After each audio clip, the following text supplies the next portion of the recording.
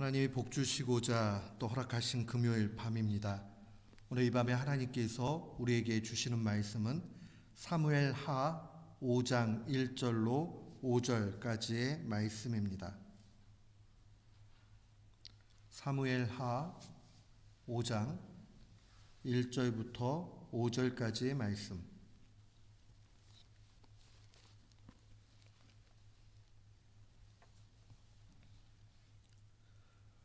우리 같은 마음으로 1절부터 5절까지 함께 봉독토록 합니다.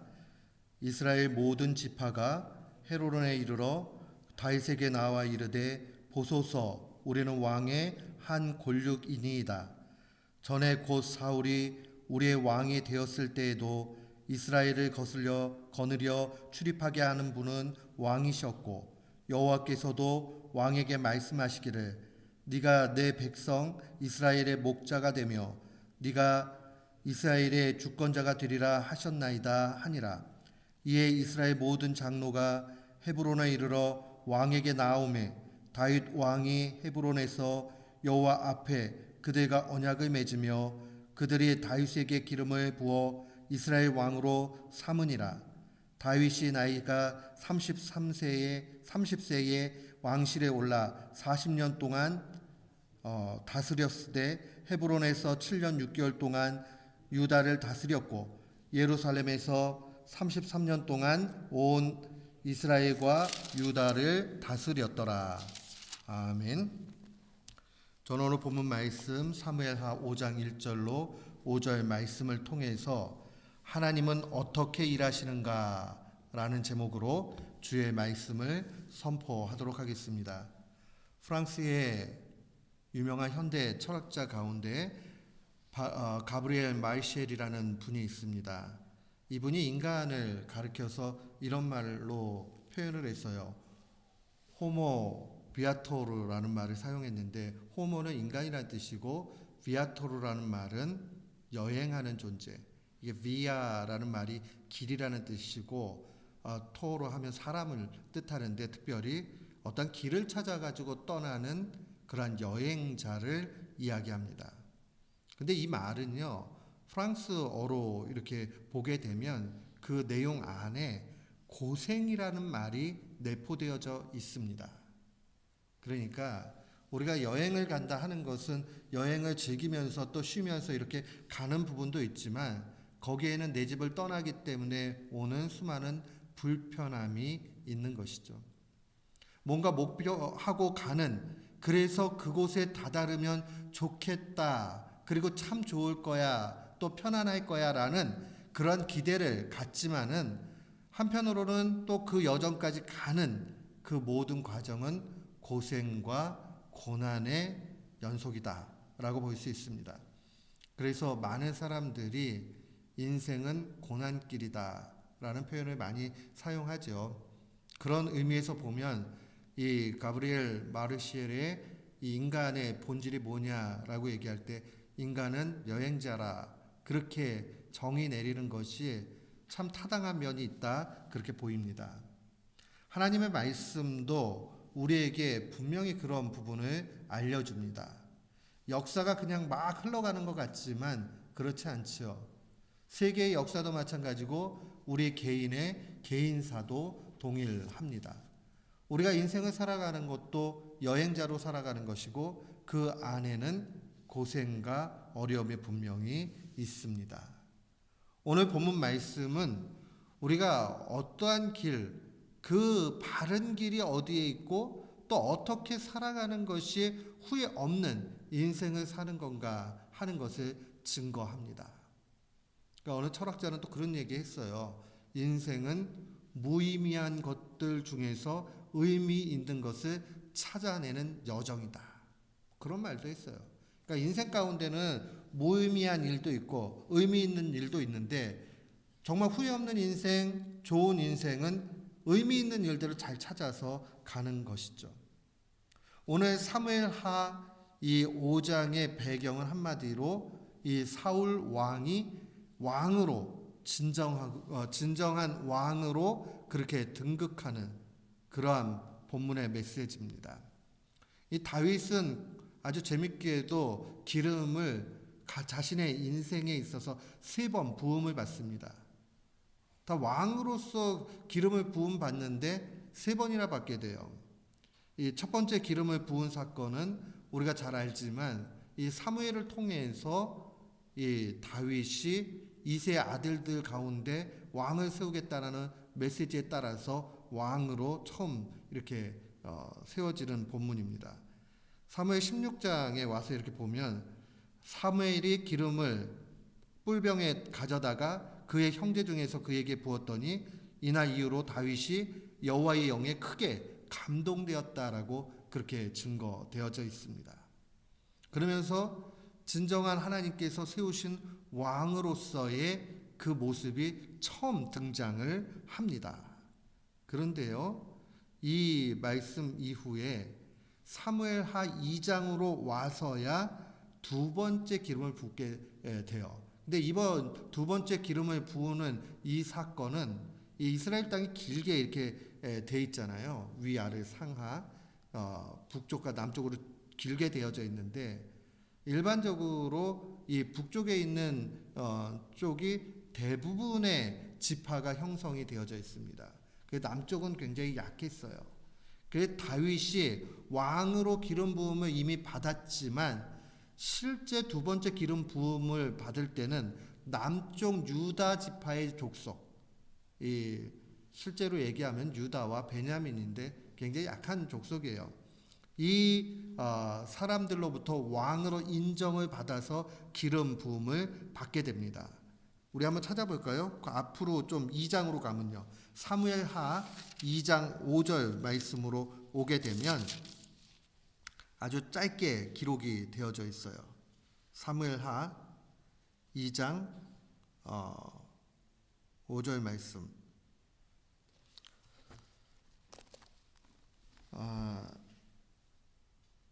우리 한번 2장 5절 말씀 2장 5절이 아니고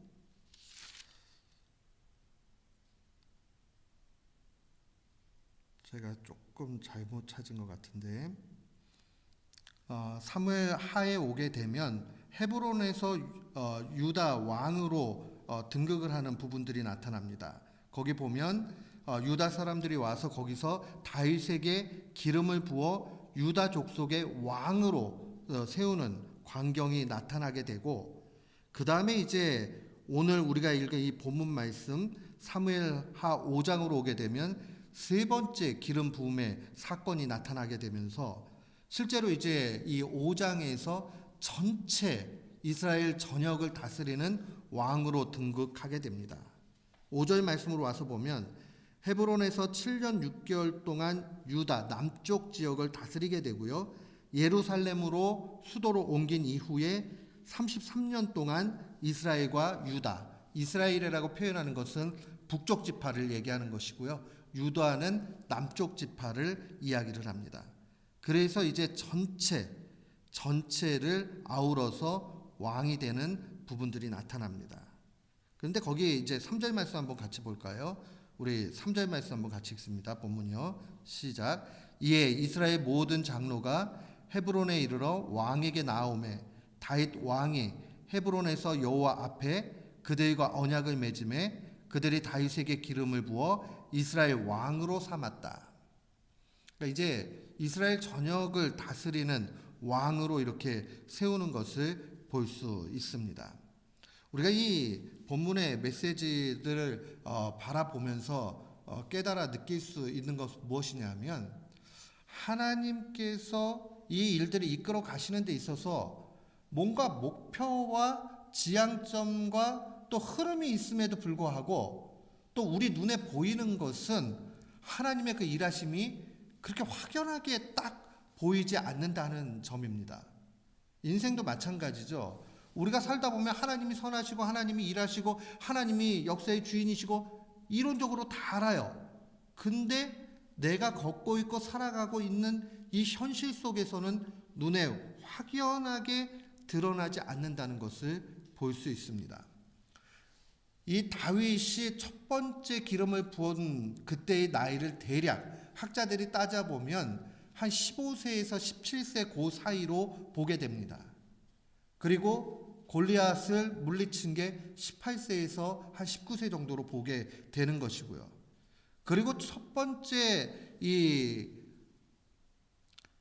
그 기름을 붓는 사건과 마지막 세 번째에 지금 여기 이렇게 올라간 사건들을 보게 되면 이 헤브론에서 지금 사무엘하 5장에서 왕으로서의 등극으로 진짜 나타나는 게 4절 말씀에 보면 다윗이 나이가 30세에 왕에 올라 40년을 통치했다라는 이 말로 보게 되면 최소한 20년 이상을 그가 첫 번째 기름 부음을 받은 사건 이후에 왕이 되기까지 시간이 경과했다는 것을 보게 됩니다.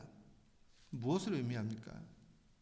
하나님의 일하심은 계속되지만 우리의 눈에 나타나는 것은 언제나 그렇게 뭐 결제가 떨어졌다고 바로 나타나는 것만은 아니라는 거예요. 그래서 우리는 하나님의 때를 바라볼 수 있는 눈이 필요합니다. 그래서 오늘 본문 말씀을 통해서 우리가 두 가지를 좀 기억하고 마음에 간직하면서 살기를 원합니다. 첫 번째로 기억을 해야 되는 것은 모든 역사는 하나님께서 주관하신다는 사실입니다. 모든 역사의 주관자는 하나님이다. 오늘 2절 말씀에 보니까요, 이 장로들이 와서 다윗에게 고백하는 얘기들이 굉장히 의미심장해요. 2절 말씀 한번 같이 읽어보죠. 5장 2절 말씀. 전에 곧 사울이 우리의 왕이 되었을 때에도 이스라엘을 거느려 출입하게 하는 분은 왕이셨고 여호와께서도 왕에게 말씀하시기를 네가 내 백성 이스라엘의 목자가 되며 네가 이스라엘의 주권자가 되리라. 결국 이 본문이 얘기하는 것은 당시의 왕은 사울 왕이었어요. 그러나 그때에도 이미 믿음의 눈으로 보니까 하나님께서 또 우리에게 진정한 왕은 누구였느냐? 얼굴에 간판은 사울 왕이었지만 실제는 다윗이 왕이었다 라고 그렇게 고백하고 있으면서 이들이 마지막 고백하는 것은 하나님이 그렇게 하셨다라고 증거하고 있습니다. 여기가 중요해요. 하나님이 그렇게 인정하시느냐? 하나님이 세워주신 거느냐? 우리 인간의 눈으로는 분명히 왕은 사울 왕이에요. 사울이 통치하는 시절입니다. 많은 사람들이 사울을 향해서 왕이시여라고 얘기해요. 그러나 믿음의 눈, 또 하나님께서 인정하는 하나님의 시각, 하나님의 역사관, 이것에서 바라볼 때에는 진정한 왕은 다윗이었다는 것을 보게 됩니다. 그런 의미에서 우리가 마음에 간직해야 되는 것은 내가 하나님 앞에 인정받고 있는가 하는 것이 중요합니다. 하나님께서 찾으시는 사람이 되는 것이 필요합니다. 나는 유명한 사람 되고 싶지 않아. 유명한 사람이 되고 안 되고의 문제가 아니고요. 신자라면 마땅히 하나님께 인정받는 사람이 되어야 됩니다. 하나님이 찾으시는 사람이 어떠한 사람인가 하는 것을 우리는 알아야 됩니다. 하나님께서 찾으시는 사람은요, 매사에 하나님을 인정하고 하나님을 가까이 하는 사람입니다. 더 쉽게 얘기하면 언제나 하나님께 묻는 사람입니다. 더 구체적으로 말하자면 기도하는 사람입니다. 모든 것을 그 일이 크던 작던 하나님께 묻는 사람, 그것이 바로 하나님이 찾는 사람이라는 것을 기억해야 됩니다. 우리가 이 다윗 시절의 여정을 보면 알지만은 그가 이제 예루살렘으로 수도로 옮기려고 하려고 이제 예루살렘 성은 헤브론이 더 아래쪽이고요. 그 위쪽으로 올라가야 예루살렘이에요. 그리고 이 예루살렘 지역은 아직까지는 가나안 땅의 여부스 족속이 아주 강력하게 거기를 차지하고 있었습니다. 그러한 상황에서 이 남쪽의 다윗 왕은 이 예루살렘 성을 좀 공격을 해가지고 자기 터전으로 삼아야 되는 상황들이 있게 됩니다. 그래서 이제 그 다윗이 그 지역과 전투를 하게 되지요. 그래서 그 지역을 차지를 해요. 그 다음에 이제 나타나는 게 뭐냐면 이 지중해 해안가, 이 해안가 쪽으로는 블레셋 족속들이 있었어요. 우리가 역사적으로 잘 알지만 이 이스라엘과 블레셋은 아주 라이벌 관계뿐만 아니라 블레셋은 싸움에 아주 능한 그러한 족속들이었습니다. 이들과 전투를 하는 것은 쉽지가 않아요. 근데 제1차 바알 브라심 전투가 일어나게 됩니다. 우리 이제 5장에 쭉 넘어가게 되면 19절 말씀 한번 보셨으면 좋겠어요. 이 19절 말씀으로 이제 예루살렘을 차지하고 그 다음에 이 해안가의 블레셋 족속들을 물리쳐야 되는 그런 상황입니다. 그때 19절에 이렇게 증거됩니다. 같이 읽을까요? 다윗이 여호와께 여쭈어 이르되 내가 블레셋 사람에게로 올라가리이까? 여호와께서 그들을 내 손에 넘기시겠나이까 하니 여호와께서 다윗에게 말씀하시되 올라가라. 내가 반드시 블레셋 사람을 네 손에 넘기리라. 다윗이 뭐 했죠? 지금 군대를 정비를 하고 무기를 갈고 닦고, 야 우리 지금 병력이 얼마나 되냐 조사 한번 해봐. 지금 이걸 하는 게 아니에요. 제일 먼저 중요한 게 뭐냐면 그가 하나님한테 묻지요. 하나님, 그러면 블레셋으로 올라갈까요? 라고 묻는 거예요. 이게 중요한 신앙의 차이입니다. 우리가 신앙생활하면서 하나님은 천지 만물을 능력 중에 창조하셨고 하나님은 모든 걸 하실 수 있고 하나님은 정말 선하신 분이고 하나님은 나를 도우시는 분이에요 라고 고백해놓고 내 일을 결정할 때에는 하나님과 상의하지 않는다. 그러면 다 거짓말이 되고 말아요. 온전한 신앙이라 볼 수 없어요. 큰 일이든 작은 일이든 하나님께 묻는 신앙, 그게 바로 하나님이 찾으시는 심령이라는 것을 기억해야 됩니다. 이제 블레셋과 2차 전투가 또 벌어집니다. 느바임 골짜기에서의 전투예요. 여기 느바임 골짜기에 블레셋 사람들이 다 모여듭니다. 그때에 23절로 와서 한번 볼까요? 22절에 보니까 블레셋 사람이 다시 올라와서 느바임 골짜기에 가득했는데 우리 23절, 24절 두 절 한번 읽읍시다. 시작. 다윗이 여호와께 여쭈니 이르시되 올라가지 말고 그들 뒤로 돌아서 뽕나무 숲을 맞은편에서 그들을 기습하되 뽕나무 꼭대기에서 걸음 걷는 소리가 들리거든 곧 공격하라. 그때에 여호와가 너보다 앞서 나아가서 블레셋 군대를 치리라 하신지라. 보세요. 지금 2차 느바임 전투는 또 어떻게 시작이 되죠? 다윗이 여호와께 여쭈니로 시작을 합니다. 여쭈니까 하나님이 답변해 주시죠. 야 올라가지 마. 오히려 뒤로 가서 뽕나무 숲을 맞은편에서 이제 그들을 기습해라. 게릴라 작전을 알려주십니다. 그런데 오늘 24절에 보니까 하반절에 여호와가 너보다 앞서 나아가서 블레셋 군대를 치르라. 결국 하나님께서 이 전투 가운데서 하나님이 하신다는 겁니다. 그리고 그 다음에 필요하면 너희들이 그곳으로 전투에 참여를 하게 된다 하는 말씀이겠죠. 결국 우리는 결론을 알지만은 그들은 그냥 하나님의 뜻대로 순종하는 것이 전투의 승패를 좌우하는 길이었습니다. 사랑하는 성도 여러분, 하나님 앞에 여쭙고 하나님이 하라는 대로 하는 것, 그게 바로 하나님을 주권자로 역사의 주인으로 인정하는 모습입니다.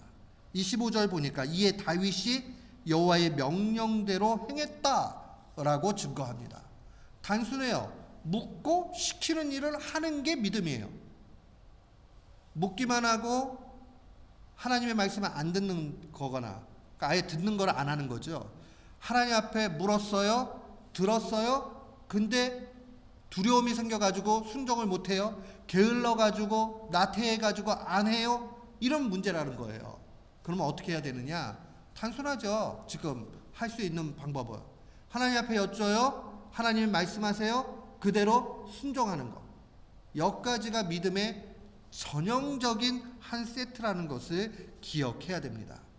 우리 모두는 하나님을 주권자로 인정하는 그러한 신자 되시기를 주님의 이름으로 축원합니다.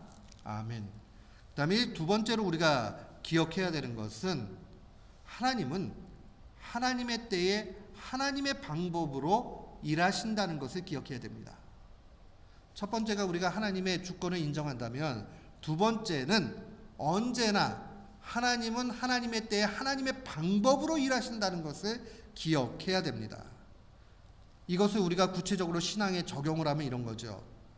우리는 하나님의 때를 기다려야 되고 하나님의 특별한 방법을 순종해야 됩니다. 성경은 언제나 우리에게 기다림을 요청합니다. 믿음 좋은 사람은 믿음 가운데 언제나 기다립니다. 그래서 사도도 갈라디아서 6장 9절에 이렇게 말씀을 증거합니다. 우리가 선을 행하되 낙심하지 말지니 포기하지 아니하면 때가 이름에 거두리라. 포기하지 않으면 때가 이름에, 이게 중요해요. 하나님의 때가 있는 거죠. 그러면 그때 걷게 되는 겁니다. 추수가 있게 되는 겁니다. 씨를 뿌릴 때가 있고 추수할 때가 있는 것 같이 기다림은 지혜입니다. 신앙 가운데 기다리는 사람, 그 사람은 아주 하나님 앞에 복을 받은 사람이요 멋진 신앙인입니다. 성경에는 읽다 보면 많은 부분에 이러한 표현들이 나옵니다. 때가 이름에, 또 어떨 때는 때가 참에, 이런 표현들이 성경에 자주 등장을 합니다. 왜 그렇습니까? 하나님의 때가 그만큼 중요하기 때문에 그러합니다. 사랑하는 성도 여러분, 우리는 이걸 놓치지 말아야 돼요. 하나님의 때가 있다라는 것을 분명히 기억해야 됩니다. 그리고 하나님의 때가 이를 때까지 기다리는 지혜, 믿음, 그게 하나님이 원하시는 거예요. 그리고 궁극적으로 하나님의 방법을 배워야 됩니다. 이 하나님의 방법을 배운다 하는 것은 아주 단순한 문제입니다. 복잡하지 않아요. 하나님의 방법을 배운다는 것은 예수님을 보면 확실하게 알게 됩니다. 우린 지금 구약의 다윗을 하고 있잖아요. 근데 다윗 스토리가 정말 우리에게 알려주고자 하는 최종 목표는 무엇이냐면 예수님의 인생을 해석하는 열쇠를 제공합니다. 그러니까 다윗의 인생을 바라보면서 예수님이 어떻게 사셨는지를 보고 예수님이 어떻게 사셨는지를 보면서 하나님의 방법을 알게 되는 겁니다. 사도행전 13장에 와서 보면 이 다윗에 대한 표현이 나옵니다. 그리고 다윗이 어떠한 사람이었다라고 아주 일갈해서 이야기를 합니다. 그런 다음에 예수님에 대해서 등장하는 그러한 내용이 나타납니다. 이 바울의 그러한 설교 가운데 나타나는 겁니다. 우리 사도행전 13장으로 와서 한번 볼까요? 사도행전 13장 22절 23절입니다.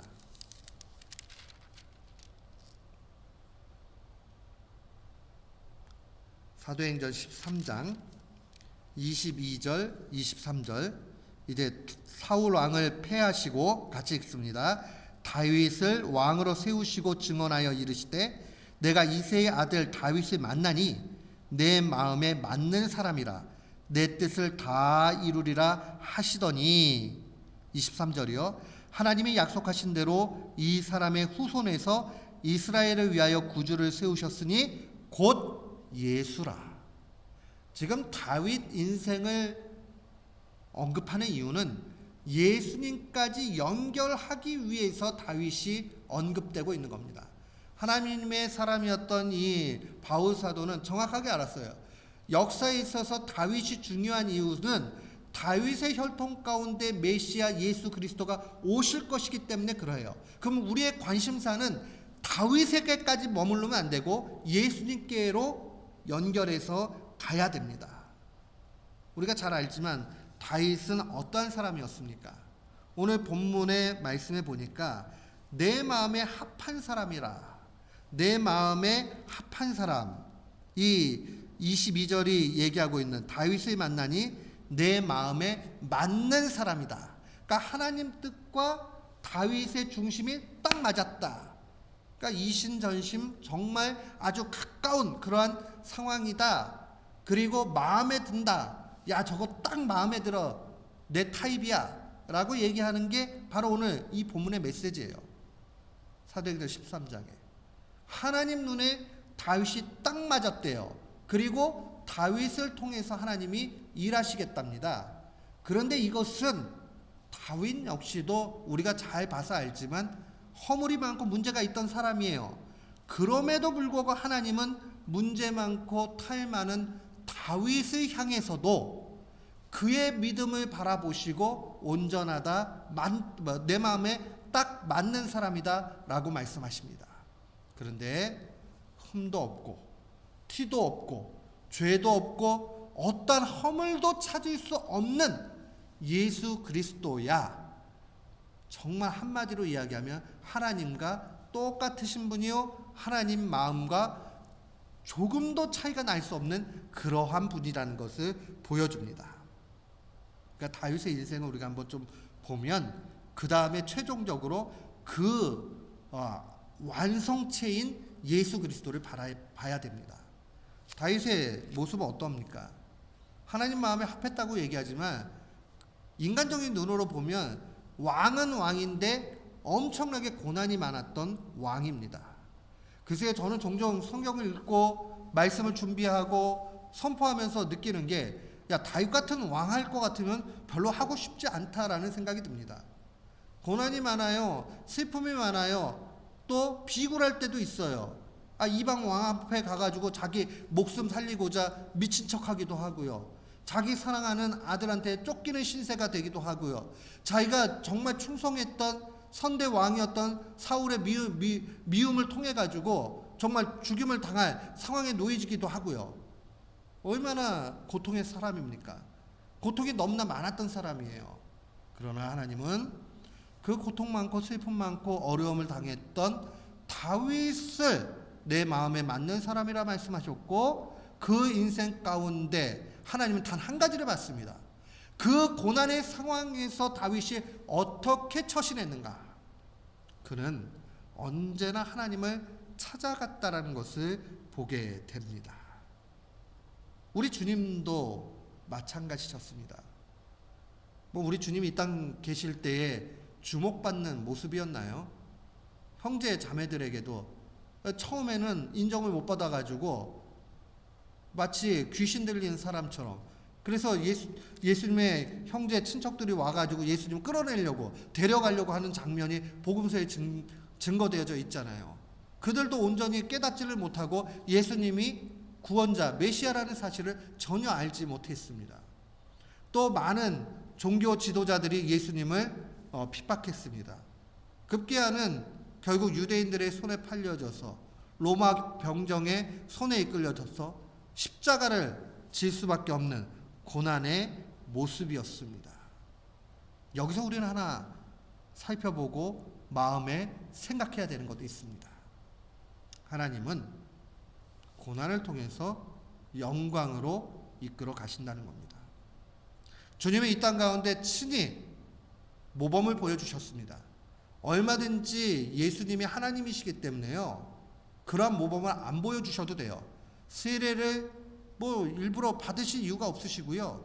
하늘을 우러러 축사하시면서 하나님 앞에 그 감사의 기도를 드리면서 권능을 행하실 이유가 없어요. 그냥 그렇게 안 하셔도 하실 수 있어요. 그러나 언제나 모범으로 보여주셨죠. 하늘을 우러러서 기도하시기도 했고 한적한 곳 새벽 미명에 아무도 없는 곳을 찾아서 우리 하나님을 스스로 독대하시면서 그렇게 기도하시고 나아가셨던 것을 우리는 복음서를 통해서 보게 됩니다. 사랑하는 성도 여러분, 다윗이 고난받고 어려움 가운데 놓여졌지만 그래서 하나님께서 그의 인생을 우리에게 펼쳐 보여주시면서 야, 고난이 있어도 결국 영광의 그 상황으로 가게 되는 거야.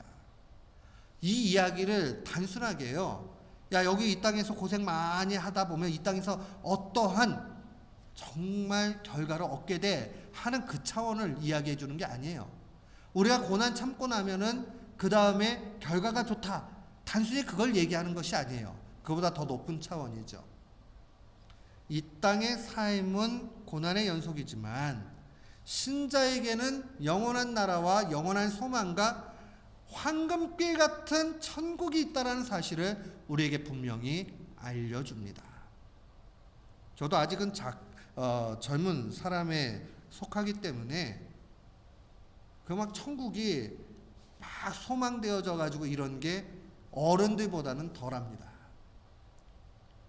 근데요, 이 땅의 삶이 고단하고 이제 하나님을 가까이 할 날이 이제 얼마 남지 않으신 분들은요, 천국을 소망하는 게 먼 이야기가 아니라 가까운 지금의 이야기로 보여지게 됩니다. 그분들에게는 더 간절함이 있게 돼요. 고난의 시간보다 그것을 정말 누리면서 가는 그 시간이 더 복되게 여겨집니다. 우리에게 꼭 필요한 것은 바로 이런 겁니다. 우리가 다윗이 어려움 통해서 왕이 됐다 하는, 마치 무슨 영웅이 고난당한 다음에 그 다음에 왕이 된 뭐 그런 이야기 차원이 아니라, 우리가 이 땅 삶 속에 고난이 많이 있지만 결국 영광의 주님을 만나게 된다는 그 사실을 다시 한번 마음에 새겨야 됩니다. 그런 의미에서 다윗의 삶의 그 모습의 정점은 어디에 나타나느냐? 왕이 된 데 나타나는 것이 아니라 우리 주님이 이 땅 가운데 고난 중에 계셨지만, 심지어는 죽으셨지만, 그러나 영원한 왕으로 부활하셨다라는 그 사실에 있다는 것을 기억해야 됩니다. 그러니까 우리는요, 다윗의 삶을 바라보면서 야, 고난을 통해서 하나님이 이스라엘의 왕을 세워주셨듯이 우리 주님을 통해서 이 땅 가운데 죽음을 맛보셨지만 부활하시고 영원한 왕이라는 것을 세상 만방에 다 그렇게 선포하셨다 하는 것을 바라봐야 됩니다. 그런 의미에서 하나님의 방법, 하나님의 그 길이라는 것은 어떤 거냐? 바로 고난 속에서 부활을 바라보고 어려움 속에서 천국을 소망하고 이 땅의 거친 시간들 속에서 영원히 하나님과 같이 할 그 영원한 나라의 시간을 소망하는 것을 의미합니다. 그게 바로 예수님의 길이셨어요. 그래서 요한복음 14장 6절에 보면 예수님이 친히 이렇게 말씀하시죠. 예수께서 이르시되 내가 곧 길이요 진리요 생명이라. 길이요 진리요 생명이라. 나로 말미암지 않고는 아버지께로 올 자가 없다. 천국에 갈 길이 없다라는 겁니다. 그래서 우리 말에는 그냥 길이요 진리요 생명이요 이렇게 돼 있는데, 원래 원문대로 얘기하면 유일한 길이고 유일한 진리고 유일한 생명이라는 그러한 표현이 기록되어져 있습니다. 길을 바로 찾는 것이 후회 없는 인생을 사는 것이라 말씀을 드렸습니다. 우리는 어떠한 길을 찾고 있습니까? 우리는 후회함 없이 살기 위해서 예수님 길, 예수의 길을 찾아 나가야 됩니다. 이 예수님을 추구해 나가는 예수님의 길은 마지막 궁극적으로 천국에 이르는 그러한 길입니다. 이렇게 살아가는 사람은 어떻게 사는 사람이냐? 시편 84편에 있는 그 시편 84편 시인의 고백대로 사는 사람입니다. 시편 84편 10절은 이렇게 증거합니다. 주의 궁정에서의 한 날이 다른 곳에서의 첫날보다 나은즉 악인의 장막에 사는 것보다 내 하나님의 성전 문지기로 있는 것이 좋습니다라고 고백하는 사람입니다. 그럼 이 땅에서 뭘까요? 결국은 하나님을 가까이 하고 하나님과 동행하고 하나님의 일을 하면서 하나님의 때를 기다리고 하나님의 방법을 확신하면서 그렇게 하나님과 묵묵히 가는 사람, 그 사람이 바로 후회함 없는 그러한 인생을 사는 사람입니다. 그래서 신자에게는 고난이 의미가 있어요. 세상 사람들도요, 잘 알아요. 사랑을 하면요, 누구나 다 시인이 된답니다. 문장력이 없는데도 불구하고 사랑에 빠지면요, 막 문장력이 생겨나요. 또 나름대로 인생에 문제가 많이 있게 되면 누구나 철학자가 된답니다. 왜요? 그 문제를 골몰하다 보면 자기도 모르는 사이에 지혜를 얻게 되고 또 그 가운데서 철학을 그냥 정립하게 되겠죠. 그런데 신자는 고난을 통해서 최고의 복을 얻게 되어져 있습니다. 고난이 많으면요, 하나님 앞에 매달리게 돼 있어요. 심각한 기도의 제목이 없으면 간절하게 하나님 앞에 간구하지 않습니다. 누구나 그래요. 우리가 교회 안에 어떠한 타이틀을 가지고 있어도 동일해. 고난이 오고 어려움이 오고 실망이 되고 그렇게 되면 하나님 앞에 간절히 기도하게 됩니다. 그 간절히 기도하는 가운데 이게 진짜 하나님이 주신 복이구나. 마치 시편의 시인이 하나님을 가까이 함이 내게 복이라 했던 그 고백이 내 고백이 됩니다. 그런 의미에서 신자에게 고난과 고생은 큰 문제가 되지 않습니다. 우리를 겸손하게 만들고 우리로 하여금 하나님을 더욱 가까이 하게 만들기 때문입니다. 인생 가운데 의미 있는 부분을 찾기 원하신다면 단 한 가지만 기억하십시오. 내가 이 땅에서 많은 것 누리는 것보다 하나님의 전에서 문지기로 사는 것이 훨씬 복되다 하는 것을 놓치지 말아야 됩니다. 하나님을 가까이 함이 내게 복이다 하는 것을 잊지 말아야 됩니다. 수많은 스토리들이 각 사람들에게 주어집니다. 그러나 정말 마지막까지 기억을 해야 되는 것은 하나님이 인정하는 인생, 하나님을 가까이 하는 삶의 신앙이라 하는 것을 기억해야 됩니다. 오늘 이 말씀을 마음에 간직하고 일평생 하나님과 가장 가까이 사는 우리 모두가 되시기를 주님의 이름으로 축원합니다. 아멘.